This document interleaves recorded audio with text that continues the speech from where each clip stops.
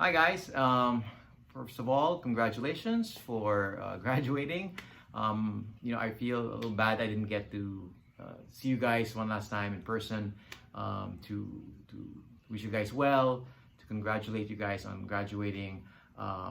It's been a weird, weird past few weeks, past few months. And most of all, I feel bad I didn't get to share some of the things that I want to share with you guys, which I planning to share with you guys on our last day together. But since a lot of our content is online anyway, and I'm still planning to release online content for you guys that might help you now that you're out there in the real world. Even though it's not gonna help for any grades, but hey, like we said in the first day of classes, the whole point of this thing is not for the grades, but really to learn something that'll help you when you get out there. And trust me, we're all out there now.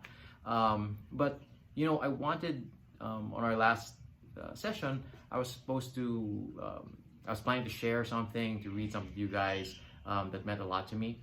And so instead, what I'm going to do is I'm going to read this and record it and share it to you guys now. The nice thing is that now you can easily go back to it if ever you find it useful or inspiring. This was an essay I wrote, a reflection paper we were asked to write when we were about to graduate from when I graduated from my master's course, when I took master's in entrepreneurship at AIM, the Asian Institute of Management. And it was a course where we had to be running a business management position for at least 2 years, and while we were taking the course, so that everything that we learned, we would apply it to the business. And a lot of the things that I tried to teach you guys, I tried to share with you guys, I learned during this course. And a lot of these things I applied in business. And one of the things I realized while taking the course is something that I wrote in this essay. And I think it's something I'd really like to share with you guys. It's something very personal. And the same, in a way, I hope that the insight I got when I took my course, even though we didn't finish our semester together, I do hope that you get a similar insight from whatever few sessions we did have together. And I hope that it does give you a new perspective now that you guys are really preparing to become creative professionals out in the world. Okay, so anyway, this is I tweaked a little bit to make it more applicable to the present. I wrote this back in 2008, so I just tweaked it to make some of the writing to make it applicable to now.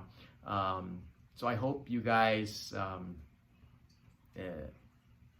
enjoy it, learn a little bit from it. Okay, so here we go. So this is the essay I wrote for my reflection paper assignments for my master's in entrepreneurship. I wanted to be my father. For as long as I can remember, I've always wanted to be like my dad. He's a businessman. He's a serial entrepreneur.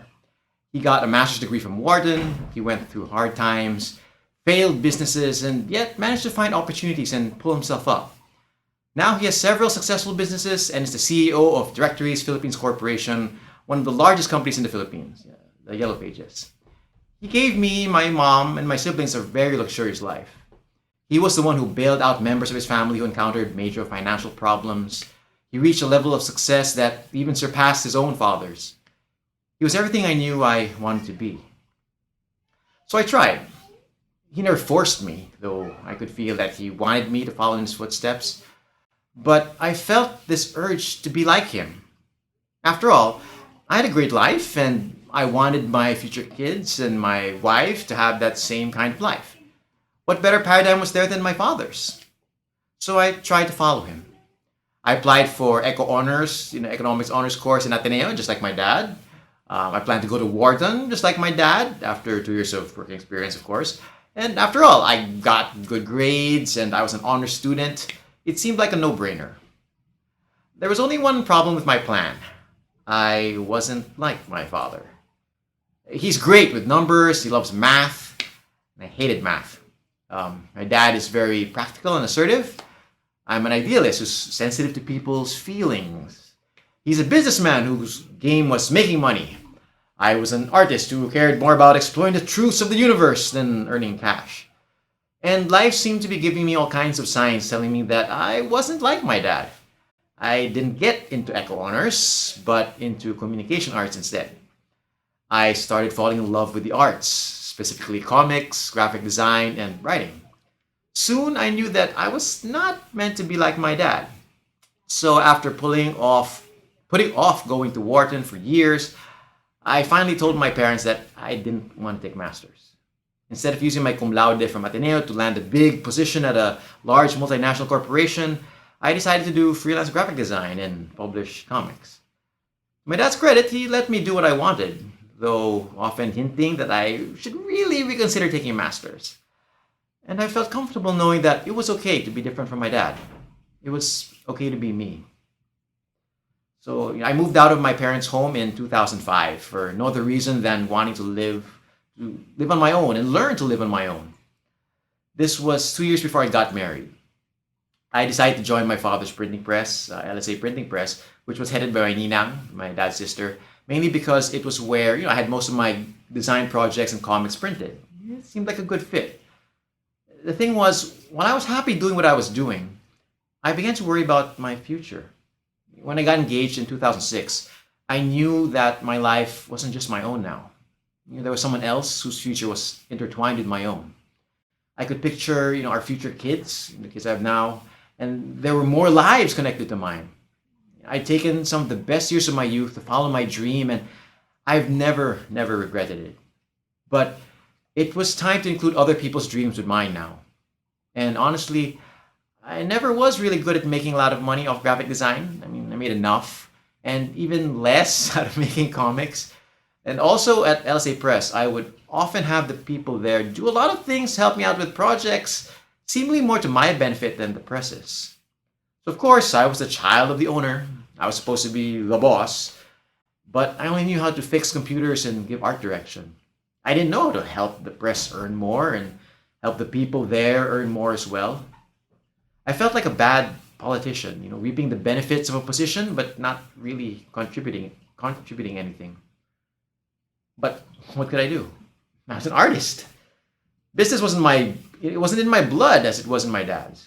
It was around that time that I really wished that somehow I was my dad, so I could just jump back into my old plan and be a businessman like my dad. But how could I? The problem was that I wasn't cut out to be a businessman. I was too different from my dad, so I couldn't do what he did. And that scared me. It scared me that I had no idea how to secure my future or my family's. It scared me that the way my dad had crafted our family's lifestyle and his financial success was a big mystery to me. It scared me because I knew that I was this creative, artistic guy who didn't fit into traditional molds, the antithesis of a businessman. Luckily, right before I got married in 2007, I heard about the ACE AIM Masters in Entrepreneurship program from my friend Melissa Sison. So I was a part of ME Batch 15. And while I'm probably still leagues behind many of my other more seasoned and or more talented classmates, I must say that, I came a long way. For one thing, I'm not scared anymore. Well, not as much as before anyway. Suddenly, the mysterious method of generating cash and making a business run and grow is slowly starting to unravel in my mind and become clear. Watching Professor Morato explain financial statements visually was an eye-opener for me. Someone like me who's so well-versed in visual narrative, like comics. And I could comprehend how money moved, where it was supposed to go and what it was really worth. Suddenly, managing money was as interesting and as doable as constructing the plot of a comic book. And budgeting was just like editing a script. Creating systems was just like doing a layout for a magazine.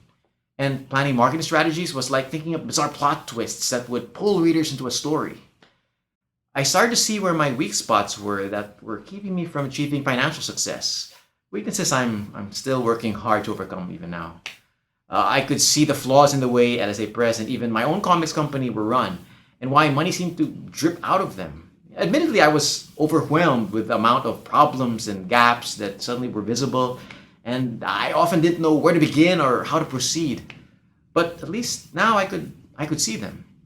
More importantly, I discovered my strengths that would help me solve these problems. The self-mastery module helped me discover that I wasn't purely artistic as I had previously thought. I was actually more logical with a strong sense of creativity. It gave me hope that I had the logical sense needed to manage a business and the creativity needed to make it soar.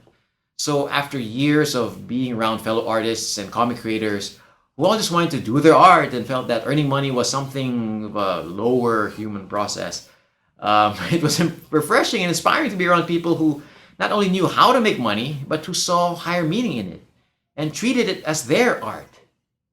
And that's when it hit me. I wasn't too different from my dad after all. Because the one thing that I appreciated gaining most from my master's in entrepreneurship course was my new orientation and outlook towards business, or rather entrepreneurship. I think it's still true that I'm not really a natural businessman, but then I now realize that my dad's not a natural businessman either.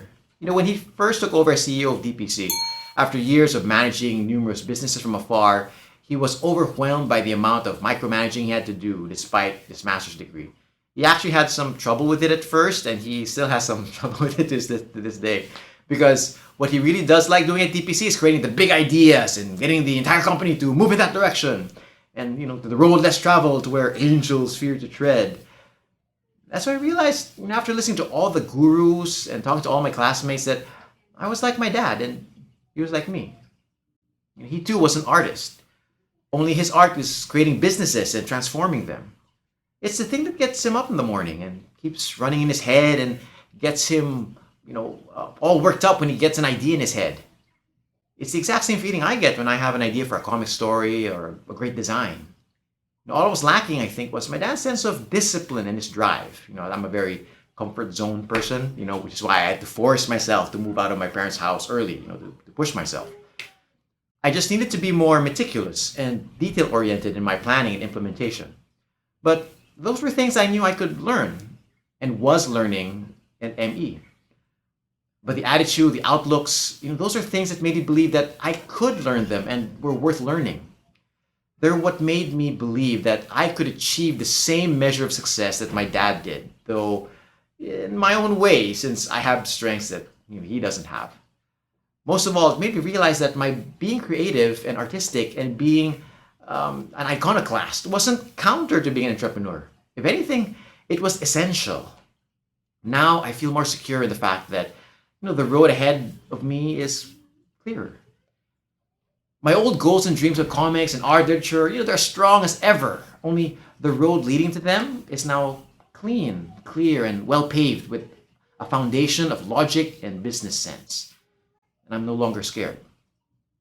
And when my mom and I have our regular 2-hour talks, and she rants to me about how dad seems to be overworking and stressing himself to the detriment of his health, and she moans about how she doesn't understand him because they've already earned enough, and he doesn't understand how to he doesn't have to work so hard anymore. I smile. Deep inside, I understand my dad. I know what he feels and the fire that pushes him. It's not just about survival. It's not just about providing for our family. It's about something bigger and greater and more powerful that drives people like us. I understand because my dad and I are artists.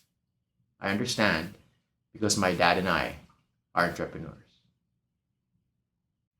So guys, as you all start to take on your careers, take on your art, even if you do it as an advocacy, as a hobby, as you go out to the real world, remember the things that we talked about in class that may seem boring, like supply and demand, or minimum viable audience, or 1,000 true fans, or Porter's 5 forces. All these things, they are part of a different kind of artistry. Making a living, being an entrepreneur, even if you are going to be an employee or a freelancer, even in handling the business side of your art is an art in itself.